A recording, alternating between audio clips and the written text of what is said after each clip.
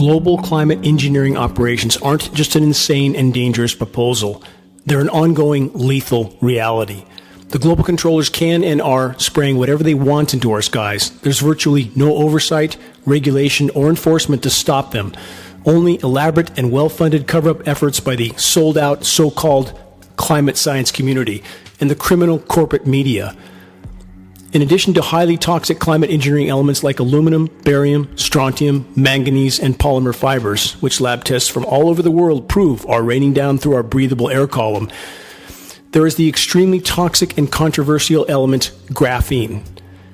Is graphene also being dispersed into our skies as part of the ongoing global climate engineering operations? An examination of available science study is alarming. Volumes of available data and countless film footage captures confirm that covert climate intervention operations have been ongoing for over 75 years. Extensive testing conducted by geoengineeringwatch.org, both on the ground and in the air, have confirmed that at minimum, highly toxic climate engineering elements like aluminum, barium, strontium, manganese, polymer fibers, surfactants, and more are being dispersed by climate engineering aircraft into skies all over the world. Geoengineeringwatch.org has now identified science studies that examine and promote the element of graphene for use as an artificial ice nucleation element. Processes of artificial ice nucleation for weather modification have long since been a primary component of the ongoing climate engineering operations, though even now, very few are aware of this aspect of climate engineering operations. The patent shown is referred to as the Nolenberg patent. It outlines one method of artificial ice nucleation for weather modification. Translated, seeding cloud moisture with toxic ice nucleating elements in order to create a surface cool down. Such winter weather whiplash events are generally highly sensationalized by corporate media. The climate engineering factor is, of course, never mentioned.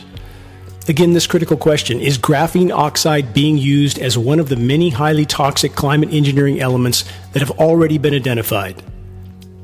By seeding cloud moisture with artificial and chemical ice nucleating elements, the weather makers trigger an endothermic or energy-absorbing reaction and thus are able to engineer extensive and often extreme surface cooldowns.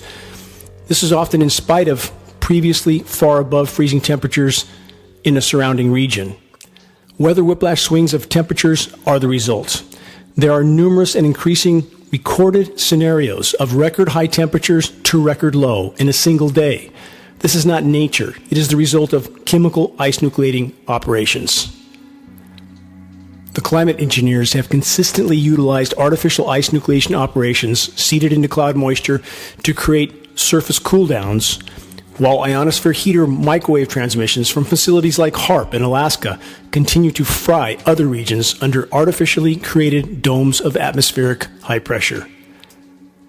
Again, the sold-out so-called science community has now condoned the use of graphene oxide as an artificial ice nucleation element without consideration of the consequences to human health and the entire web of life. We are literally under assault from above. The ramifications are grave and immediate. Not only are the planet's protective atmospheric layers and life support systems being completely compromised, every breath we take contains an ever-increasing amount of highly toxic elements that are extremely bioavailable and bioaccumulative. If nanoparticulates of graphene oxide are in fact already being used for artificial ice nucleation operations, what's to stop the controllers from utilizing the graphene particles for biological carrier platforms as well? Answer: nothing. At any point of their choosing, the controllers can wage all-out biological warfare against populations via the existing climate intervention atmospheric aerosol spraying operations. Though we face countless challenges and threats, we must first focus on priorities. If we can't inhale without sucking in highly toxic nanoparticles, we face a fight for life, nothing less. The entire web of life and the planet's life support systems face the same threat. Reaching a critical mass of awareness is the only way forward in this fight. See the activist suggestions link on the homepage of geoengineeringwatch.org to learn specific details on how to help in this urgent effort to sound the alarm. Share credible data from a credible source. Make your voice heard. Make every day count. This is Dane Wigington with geoengineeringwatch.org.